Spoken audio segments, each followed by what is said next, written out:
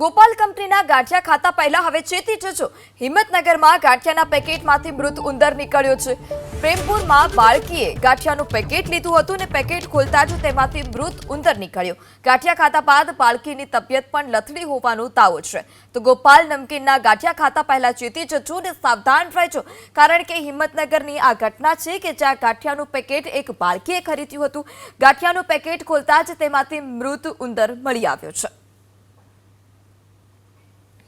ગોપાલ નમકીન nylon ગાંઠિયાની અંદર મળેલ ઉંદર તળાઈ ગયો છે અંદર ફ્રાય અંદર, તો પણ આ કંપનીને કોઈ ખ્યાલ નથી આવતો કે અંદર ફ્રાય થઈ ગયું છે। તો આ કંપની ઉપર કાયદેસરની કાર્યવાહી કરવામાં આવે। ફૂડ વિભાગ ટીમ અહીંયા આવી હતી, સવારે આવી હતી, આવીને મંતવ્ય લીધું, પણ કોઈ પડીકામાંથી સેમ્પલ કોઈ લીધેલ નથી।